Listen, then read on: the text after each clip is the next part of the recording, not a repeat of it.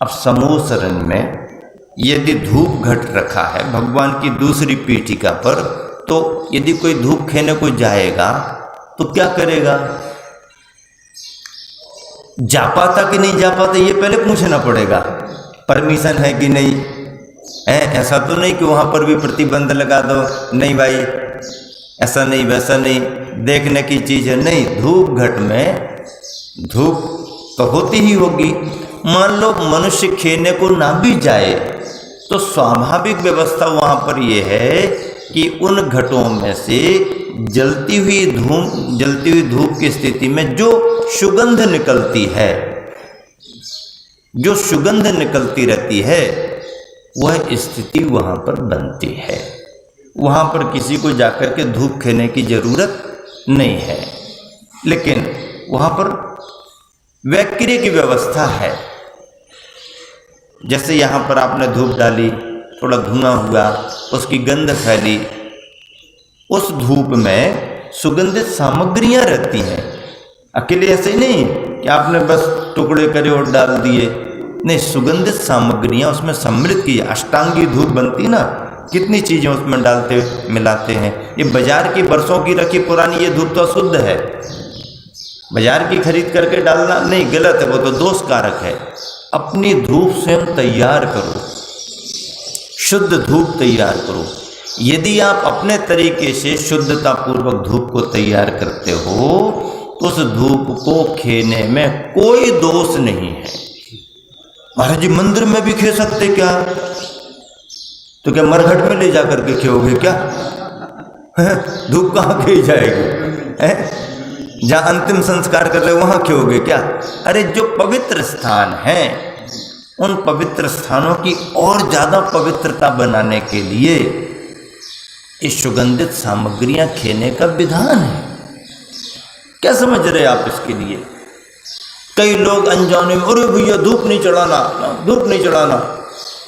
ये लोग अज्ञानी है जो धूप चढ़ाते हैं, ये लोग हिंसा करते। अरे हिंसा करते कि तुम महाव्रती हो गए, घर में जाकर के हैलोजन जला रहे हैं, बफे में भोजन कर रहे हैं, लाइटों पर लाइटें जला रहे हैं, और मंदिर में आरती उतारे कि नहीं उतारे प्रश्न पूछ रहे हैं। मंदिर में आरती उतारे कि नहीं उतारे ये प्रश्न पूछ रहे हैं, और घर में परिवार से फटाके के फटाके फोड़ रहे हैं। लच्छियाँ की लच्छियाँ सड़क पर फैला करके फटाके फोड़ रहे हैं, वहाँ उनको दोष नहीं दिख रहा है। और मंदिर में भगवान आरती करें कि नहीं करें, आरती करें कि नहीं करें। अरे क्या तुमने धर्म समझा है भाई? रात्रि में रिसेप्शन चलती है। तुम्हारे अभी इतनी सूक्ष्मता से हिंसादि दोषों के त्याग नहीं है।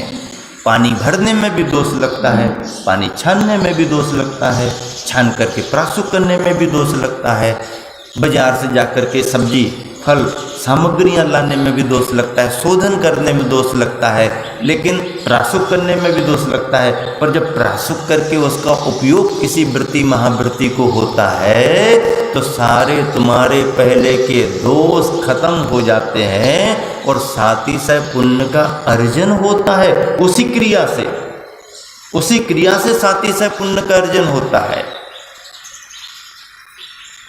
आप घर में अग्नि जलाओगे तो आपको तो दोष लग ही रहा है, जलाते ही हो। बाहर करोगे, आतिशबाजी करोगे, फटाके फोड़ोगे तो महादोष है। वो महादोष पहले छोड़ो, और उन महादोषों को तो तुमने छोड़ा नहीं। और धर्म के नाम पर की जाने वाली शुभ क्रियाओं में भगवान की आरती करें कि नहीं करें, धूप चढ़ाएं कि नहीं चढ़ाएं। हाँ, अशुद्ध धूप को मत चढ़ाओ एक बार। और आरती यदि आप उतारते हो तो आरती को ढक करके रखो। ये बात बिल्कुल सही है, ढक करके रखो ताकि कोई कीड़ा मकोड़ा उस पर जाके ना गिरे।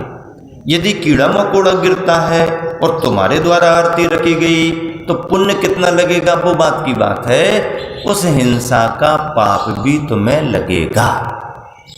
नहीं, हमने तो भगवान के सामने आरती रखी है तो काय का पाप लगेगा? नहीं, यदि आपने उसमें प्रमाद किया है, विधि से नहीं किया है, सुरक्षा से नहीं किया है, तो शुभ क्रिया में भी आपको आपके अविवेक के कारण दोष लगेगा।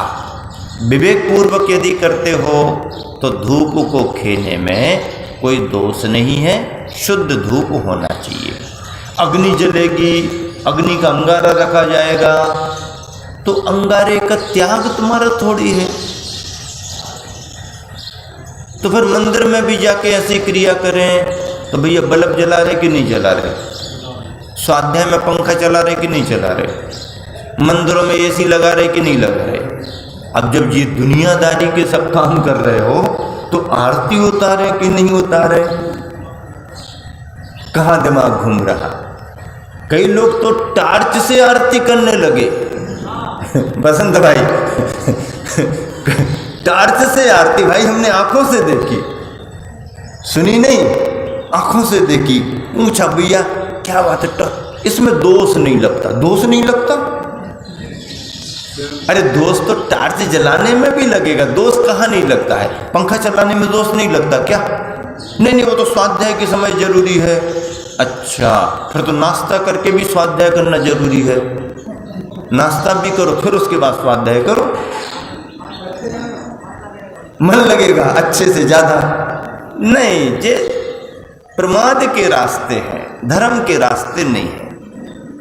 धर्म का रास्ता तो कठिनाई का, कष्टों को सहन करने का रास्ता है, और सहन करना भी चाहिए। आरती शुद्ध घी की होती है। कपूर की तो अब ये अपन ने सुविधा की आरती बना ली। कपूर की आरती में और घी की आरती में बड़ा अंतर है। किसी के सामने घी की आरती करो तो उसको सुहावना लगता है, देखने की उसकी इच्छा होती है, क्योंकि घी से निकलने वाली लौ में सुहावनापन रहता है, सुगंध भी उसमें रहती है, अच्छी लगती है। लेकिन कपूर की यदि जला दो और जल्दबाजी में ज़्यादा कपूर रख के जला दी, जल्दबाजी में एक की जगह 2-3 टिक्कियाँ रख दी एक साथ, तो फिर एकदम जो निकलता है तो जिसके जहाँ पर सब दूर होने लगे, भैया दूर हो जाओ। क्यों? क्योंकि ये काले काले सब उड़ करके आने वाले हैं, काले काले उड़ करके बैठने वाले हैं, दूर हो जाओ, दूर हो जाओ, हटो हटो, भर भर भर भर करता है, डर जैसा लगने लगता है। जरा भी असावधानी हुई तो आपको लपट लग सकती है। तो कपूर की आरती भले ही सुविधा की तुम्हारी है, पर सिद्धांततः सही नहीं है।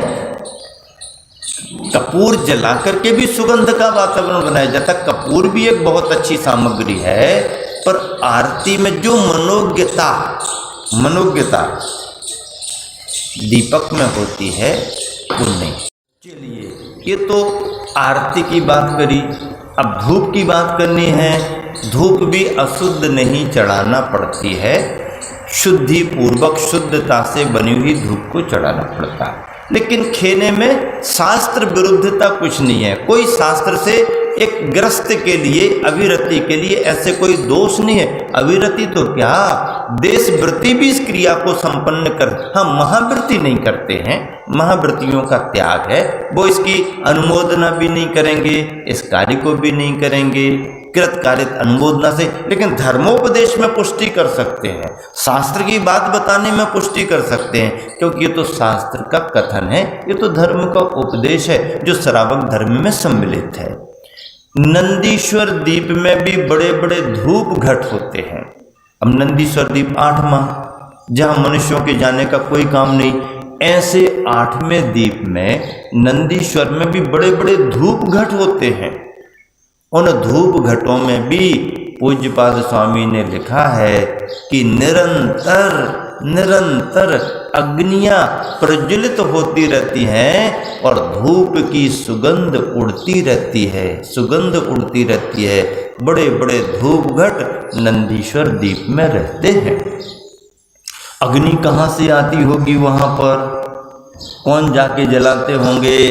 नहीं, सब विक्रिया से, सब वहाँ की अनादि अनिधन व्यवस्था है, अकृत्रिम व्यवस्था है, कोई बनाता नहीं, विक्रिया भी नहीं कहेंगे, अनादि अनिधन वहाँ की व्यवस्था है जो न किसी ने बनाई न कोई उसे मिटा सकेगा।